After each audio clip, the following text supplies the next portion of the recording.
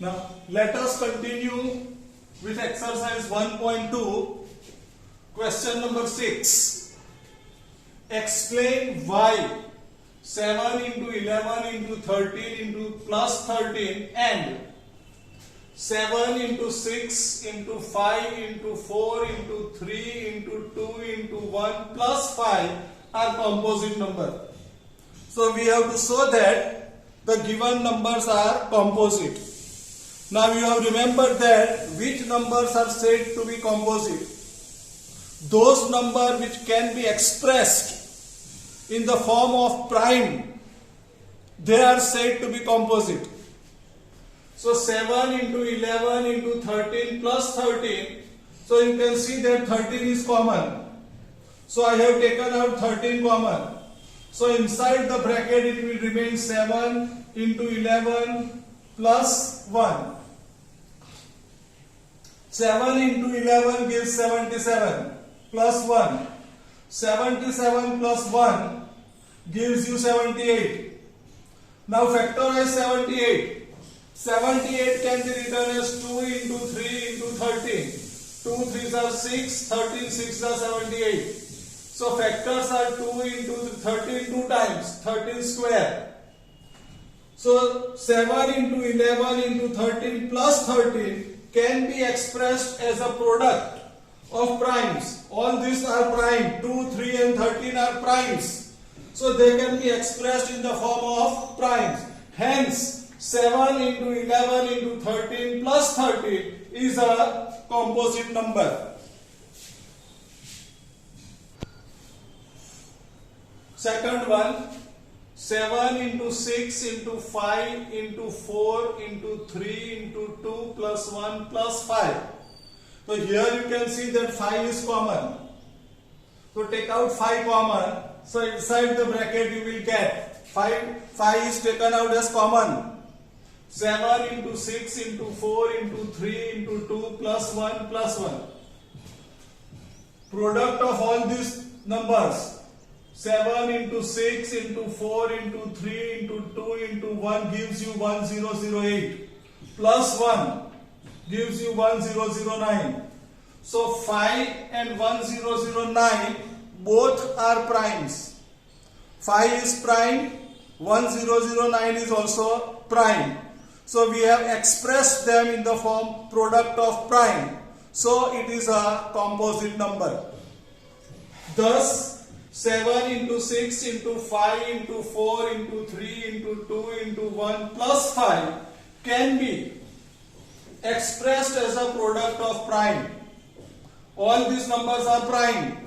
Hence 7 into 6 into 5 into 4 into 3 into 2 into 1 plus 5 is a composite number.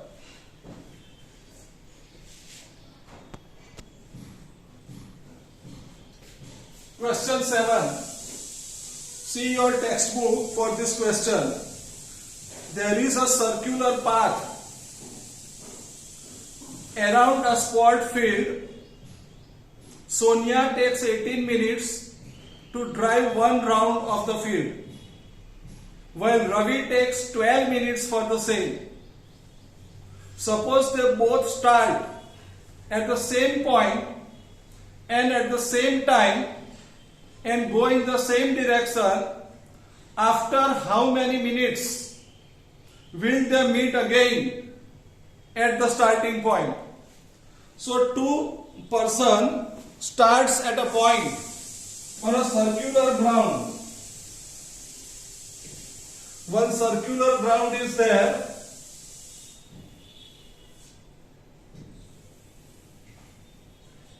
Where Sonia and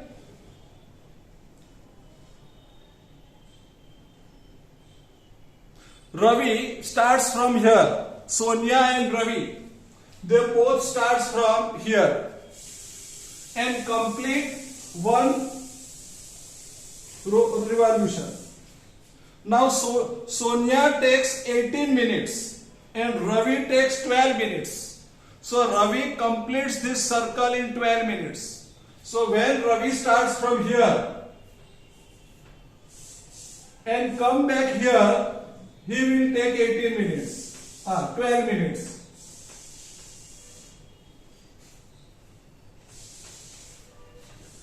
They both, Sonia also start from the same place, but she takes 18 minutes.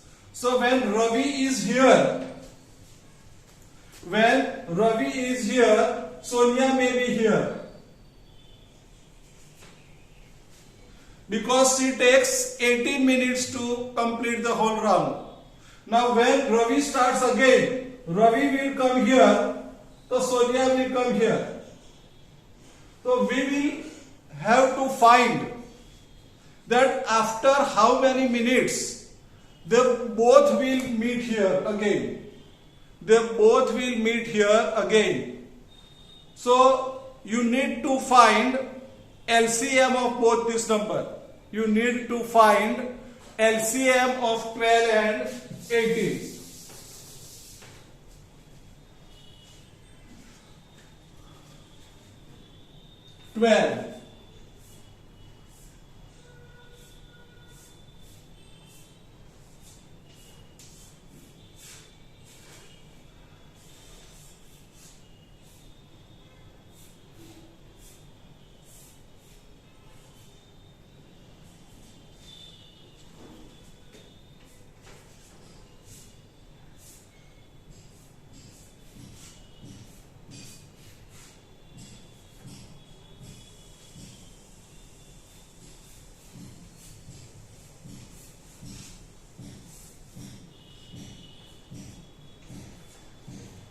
So these are its prime factors.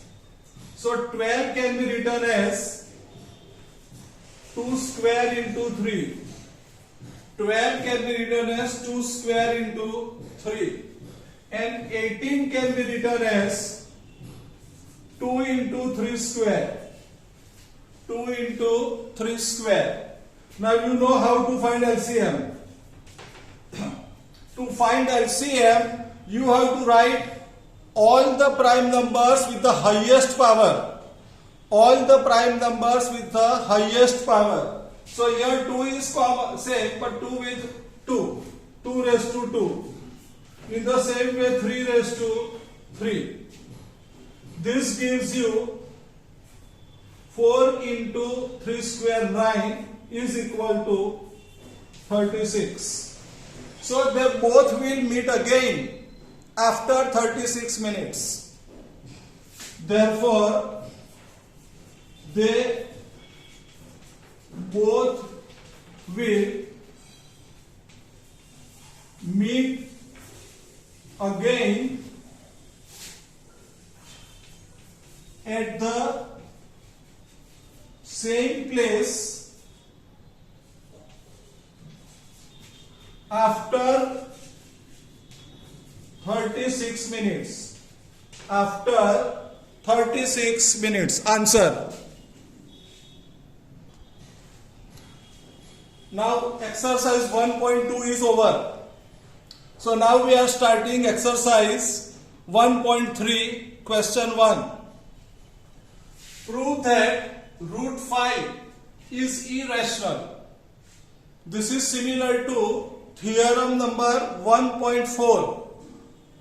At the time of theorem 1.4, I have told you that we will discuss in the exercise. You go through theorem 1.4. Now when you want to prove that root 5 is irrational, you have to suppose opposite to it. Whatever you want to prove, suppose opposite to that. Okay, let us assume, suppose that root 5 is a rational. We suppose that root 5 is a rational. So we can find co-prime. Co-prime means, I have explained you in earlier lecture, those who have only 1 as their common factor. So co-prime integers a and b such that root 5 is equal to a upon b because it is rational. Rational number can be expressed in the form of a upon b. Now taking square on both the sides. Taking square on both the sides. root 5 whole square equal a upon b whole square. Square of root 5 gives you 5. Square of any root, that root is removed. So 5 is equal to a square upon b square. Take this b square on this side. Bring this b square on this side. So 5b square equal to a square. Or you can also say that a square is 5b square. So here 5 is the multiple of b square. So this suggests that 5 is a factor of a square. 5 is a factor of a square. Now, since 5 is a prime number, you know that 5 is a prime. By theorem 1.3, we have stated in 1.3, if a is a 5 is the factor of a square. If 5 is the factor of a square, then 5 is also a factor of a. By theorem 1.3. See theorem 1.3. Now let a is equal to 5c, where c is any integer. A is equal to 5c. Taking square on both the side, a square 5c whole square gives you a square equal to 25c square. Earlier we have written in one equation that a square is equal to 5b square. A square equal to 5b square, and here we got a square equal to 25c square. These both are answer of a square. So you can say that 5b square equal to 25c square. 5b square equal to 25c square. Take 5 on the other side. The square is equal to 25c square upon 5. 5 and 25 cancels, giving 5. So b square is equal to 5c square. This suggests that 5 is a factor of b square. 5 is a factor of b square.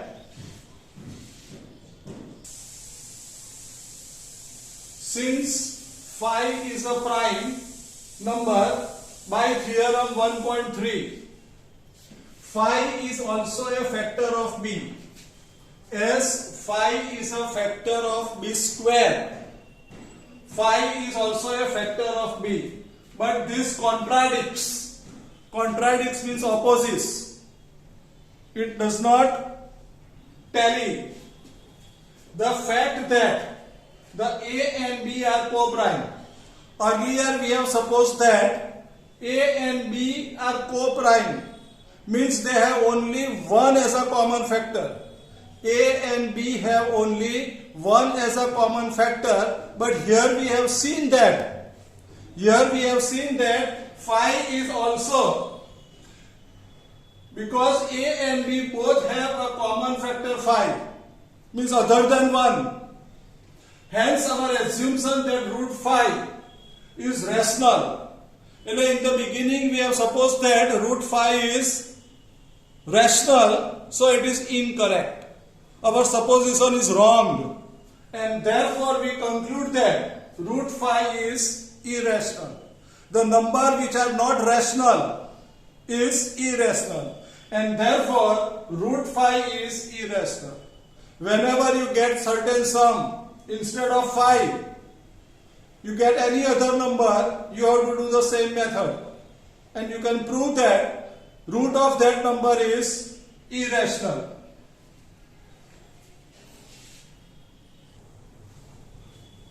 Now question number 2. Prove that 3 plus 2 root 5 is irrational. 3 plus 2 root 5 is irrational. So as we have done in question number 1, first of all you will suppose that it is a rational. Opposite to what you have to prove. Suppose 3 plus 2 root 5 is rational. And if it is rational, you can write in the form of a upon b. Therefore, 3 plus 2 root 5 equal to a upon b, where a and b are co-prime integers. Co-prime integers. Now 3 plus 2 root 5 equal to a upon b. Take all the rational number on this side. We take 3 on this side, it will be minus. 2 root 5 equal to a upon b minus 3. Take LCM. LCM will be b. So a minus 3b upon b. Now also take 2 on the other side. So root 5 is equal to a minus 3b upon this 2. Root 5 equal to a minus 3b upon 2b. Here I have taken LCM. And here I have taken 2 on the other side. As a and b are integers, a minus 3b upon 2b is rational number. All these are integers. A, b, 3 and 2. All are integers. So this is of the form a upon b or p upon q. So it is a rational number. So root 5 is also a rational number. Because this is the value of root 5. See the upper term. Root 5 is equal to a minus 3b upon 2b. So if this is a rational, then root 5 is also rational.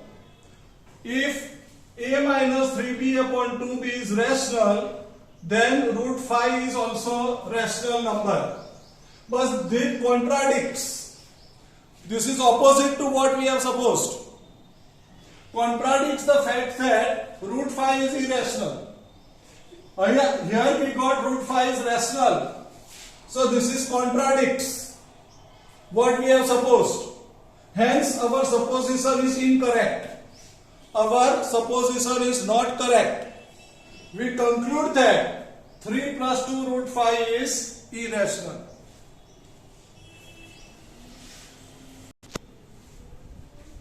Now question number 3.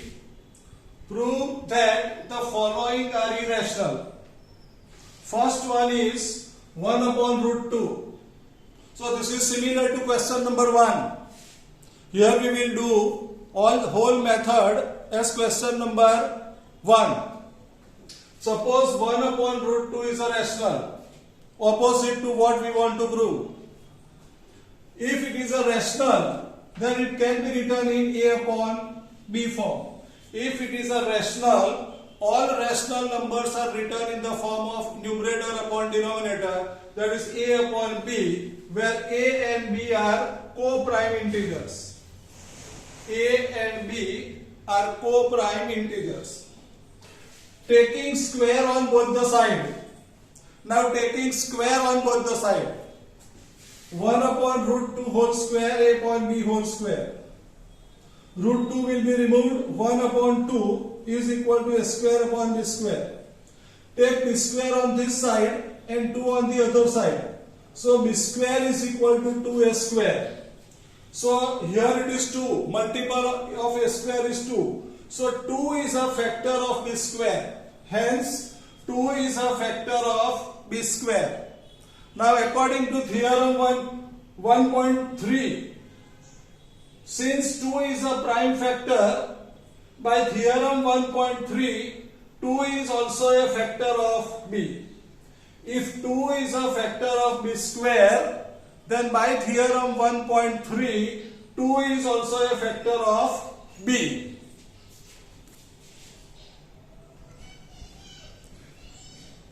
Let b is equal to 2c, where c is an any integer. Taking square on both the sides, so b square gives you 4c square. B square gives you 4c square. Now earlier we have proved that b square is equal to 2a square. Earlier we have proved this, b square is equal to 2a square. So these both are the value of b square. B square equal to 4c square, b square equal to 2a square. So you can say that 2a square equal to 4c square. 2a square is equal to 4a square. Take 2 on the other side. Therefore a square is equal to 4c square upon 2. 2 and 4 will cancel. 2 and 4 will cancel, giving 2. So a square is equal to 2c square. 2 is a factor of a square. Here you can see that 2 is the multiple of c square. So 2 is a factor of a square. Since 2 is a prime number, by theorem 1.3, 2 is also a factor of a. If 2 is a factor of a square, 2 is also a factor of a.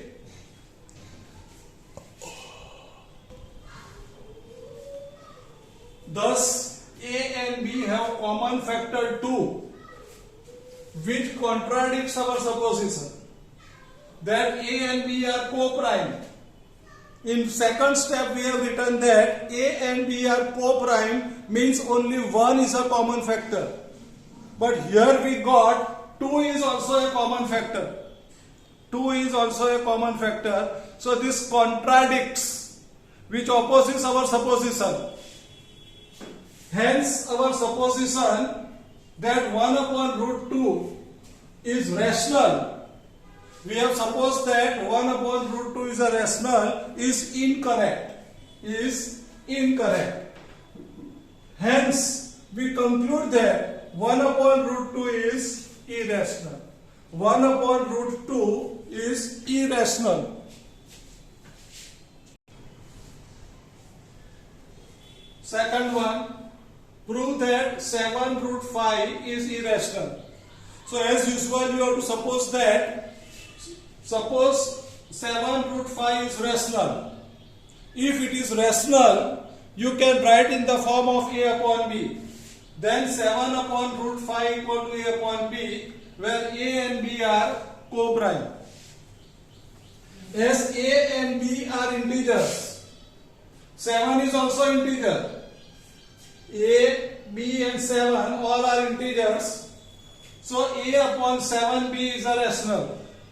A upon 7b is a rational number, and so is root 5. If a upon 7b is a rational, so it is equal to root 5, and so root 5 is also rational. But this contradicts the fact that root 5 is irrational. We know that root 5 is irrational, but this contradicts that root 5 is rational. So our supposition is wrong. Our supposition is incorrect. And therefore, 7 root 5 is irrational. We conclude that 7 root 5 is irrational.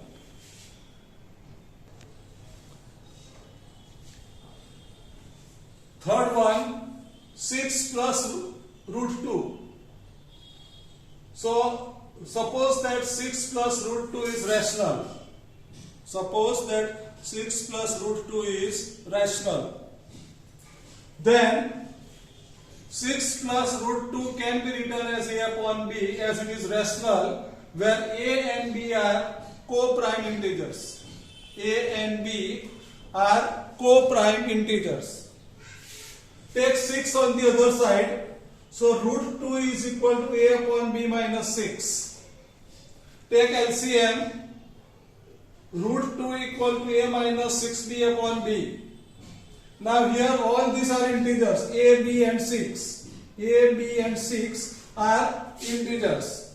So a minus 6b upon b is also rational number. As these are integers, they are rational number, and so is root 2. If this is rational, if a minus 6b upon b is rational, then root 2 is also rational. But this is contradicts. This contradicts the fact that root 2 is irrational. We proved that the root 2 is rational, but this is contradict. So our supposition is wrong.